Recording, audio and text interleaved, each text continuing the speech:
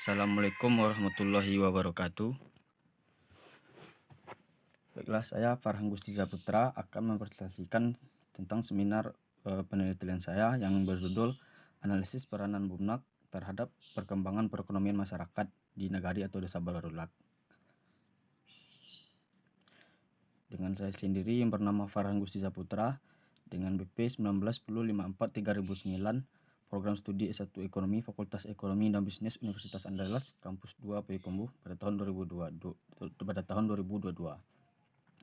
Baiklah, saya akan mengucapkan terima kasih kepada dosen pembimbing saya, yaitu Bapak Wery Antoni SE MSc, yang telah memberikan bimbingan serta pelajarannya untuk sehingga saya ini bisa menyusun seminar penelitian saya tentang analisis peranan Bumnak terhadap perkembangan perekonomian masyarakat Nagari atau Desa Barulag ini. Selanjutnya kita masuk pada agenda presentasinya, yaitu tentang pendahuluan, kajian pustaka, dan metodologi. Bab 1, pendahuluan. Di mana latar belakang masalah ini yaitu pembangunan adalah salah satu di antara banyak cara yang dapat digunakan untuk meningkatkan kesejahteraan masyarakat. Nagari atau desa merupakan bagian dari agen pemerintah terdekat dalam melakukan pembangunan.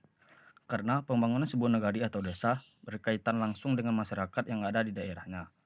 Karena pada dasarnya suatu masyarakat akan lebih mudah maju dan berkembang berdasarkan dengan potensi apa yang dimilikinya di lingkungan masyarakat tersebut. Dari Saputra pada tahun 2020. Nah, dalam upaya untuk mensejahterakan masyarakat dan nagari atau desa ini, pemerintah nagari atau desa ini dapat mendirikan suatu badan usaha milik nagari atau desa sesuai dengan kebutuhan dan potensi dari nagari atau desa tersebut. Nah, kata dapat memang bukan satu keharusan atau sekedar sebagai alternatif atau pilihan. Idealnya, keberadaan badan usaha nagari atau desa ini menjadi salah satu fungsi pemerintah, yaitu untuk mengelola sumber daya ekonomi untuk kemakmuran masyarakat nagari atau desa. Nah, nagari atau desa ini membutuhkan suatu badan usaha untuk mengelola potensinya, karena ekonomi nagari atau desa ini selama ini mengalami keterpurukan. Selain itu, pada dasarnya keberadaan nagari atau desa dalam sistem pemerintahan di Indonesia adalah untuk mengatur dan melayani serta mengurus kepentingan masyarakat guna membantu terwujudnya kesejahteraan. Khosim 2017. Mendirikan Bumnak pada dasarnya membangun tradisi demokrasi di nagari untuk mencapai derajat ekonomi masyarakat nagari yang lebih tinggi. Dengan berbagai daftar inventaris, potensi, dan peta aset nagari, Forum Musyawarah Nagari Barulag melakukan praktik deliberatif demokrasi untuk menyepakati gagasan pengelolaan dan pemanfaatan aset-aset nagari melalui Bumnak.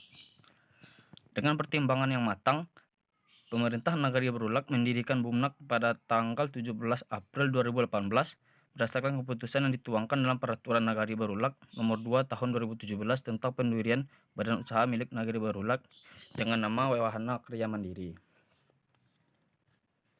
Nah, dengan berbekal keyakinan dan kerja keras, para pengurus Bumnak ini serta motivasi yang tidak ada henti dari seluruh umur, perlahan-lahan namun pasti Bumnak mengalami pergerakan yang lebih baik.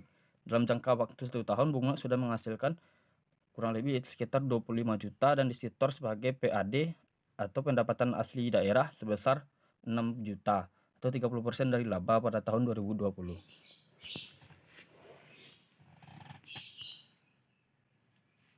Nah, penelitian kali ini berfokus pada nagari atau desa Barulag. Nah, pada sekarang ini kita dapat melihat tabel 1.1, yaitu badan usaha milik nagari atau desa atau Bumnak di Kecamatan Tanjung Baru di nagari atau desa Barulag. Di sini kita lihat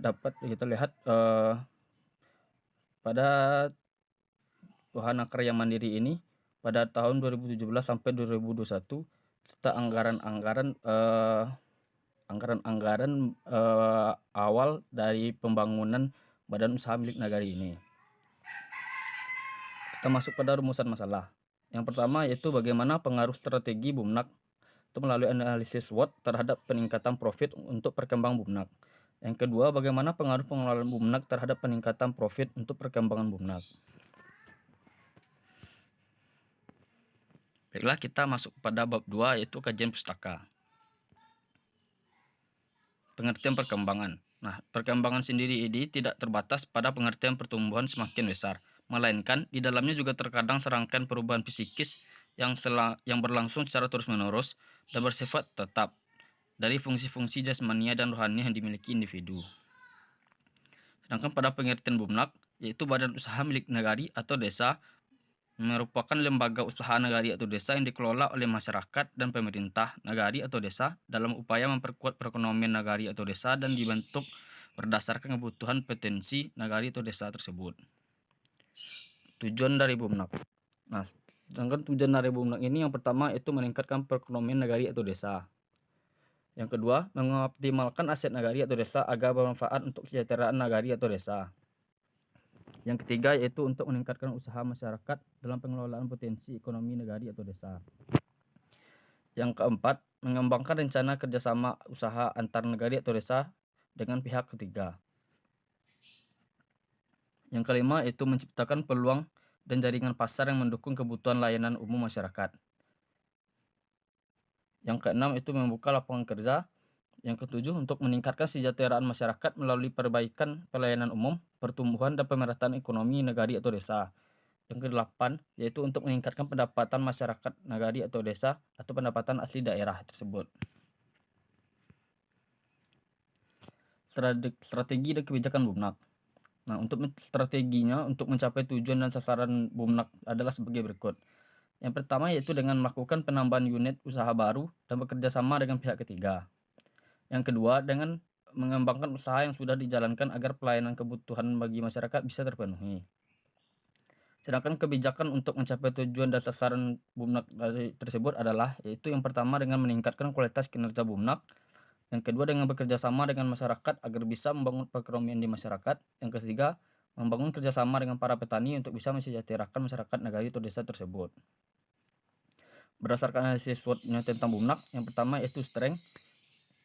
Strength itu kekuatan yang merupakan sumber daya atau kapabilitas yang dikendalikan oleh atau yang tersedia oleh bagi suatu perusahaan yang membuat perusahaan relatif lebih unggul dibandingkan pesaingnya dalam memenuhi kebutuhan pelanggan yang dilayaninya. Yang kedua itu weakness atau kelemahan, merupakan keterbatasan atau kekurangan dalam satu atau lebih sumber daya atau kapabilitas suatu perusahaan relatif terhadap pesaingnya yang menjadi hambatan dalam memenuhi kebutuhan pelanggan secara efektif. Yang ketiga itu opportunity atau peluang. Itu peluang merupakan situasi utama yang menguntungkan dalam lingkungan suatu perusahaan. Tren utama merupakan salah satu sumber peluang. Identifikasi atas segmen pasar yang sebelumnya terlewatkan, perubahan dalam kondisi persaingan atau regulasi, perubahan teknologi dan membaiknya hubungan dengan pembeli atau pemasok dapat menjadi peluang bagi perusahaan. Yang keempat yaitu threat atau ancaman. Merupakan situasi utama yang tidak menguntungkan dalam lingkungan suatu perusahaan. Ancaman merupakan penghalang utama bagi perusahaan dalam mencapai posisi saat ini atau yang diinginkan. Dari sini kita masuk pada kerangka konseptualnya. Nah, untuk peningkatan profit atau perkembangan Bumnak bisa dilakukan dengan itu dapat dilakukan dengan strategi Bumnak dan pengelolaan Bumnak.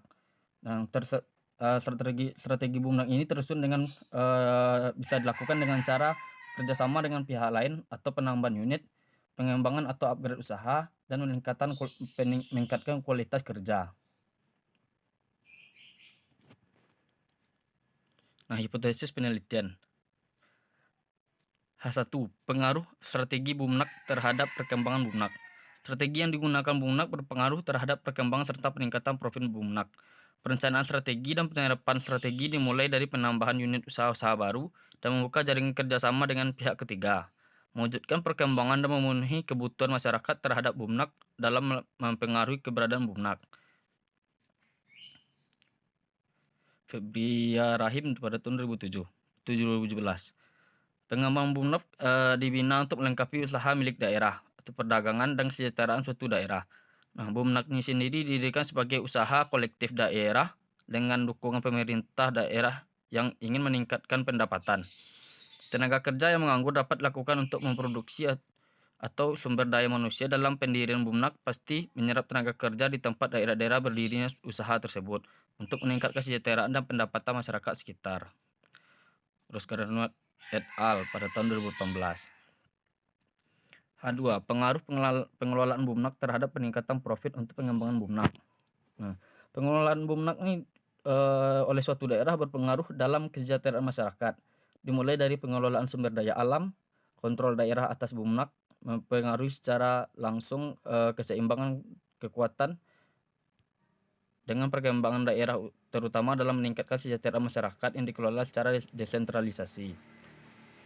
Daerah mengelola Bumnak secara desentralisasi agar memaksimalkan penyerapan sumber daya manusia yang ada pada suatu daerah. Jagorlord Nemsing and Geoffrey Sisen pada tahun 2018. Dalam pengelolaan Bumnak, seluruh komponen internal harus bisa bekerja sama dengan baik sesama anggotanya. Keadilan dan tanpa ketimpangan sosial akan mendukung berjalannya pengelolaan serta perkembangan Bumnak dengan baik. Dan pelestarian Bumnak agar berpengaruh baik terhadap keuntungan dan perkembangan Bumnak secara terus-menerus. Emma Rahmawati pada tahun 2020. Kita masuk pada bab 3, yaitu metodologi penelitian. Nah, metode penelitian dan lokasi penelitian. Penelitian ini dilakukan dengan metode penelitian kualitatif deskriptif yang didasarkan pada data kualitatif. Nah, penelitian ini pun dilakukan di daerah dilakukan di Kabupaten Tanah Datar, Kecamatan Tanjung Baru, Nagari Barula. Jenis dan sumber data. Jenis data yang digunakan dalam penelitian ini yaitu data kualitatif. Sumber data dalam penelitian ini adalah data sekunder dan data primer. Teknik pengumpulan data, pengumpulan itu yaitu dengan cara peneliti turun langsung ke lapangan dengan melakukan kuesioner atau angket dan serta wawancara atau interview. Untuk pengolahan data, peneliti menggunakan aplikasi SPSS. Mungkin sekian presentasi dari saya. Jika ada kata-kata yang salah, saya mohon maaf. Silahkan pada teman-teman dan pada yang menonton ini untuk berkomentar di link YouTube saya. Baiklah, terima kasih saya ucapkan. Assalamualaikum warahmatullahi wabarakatuh.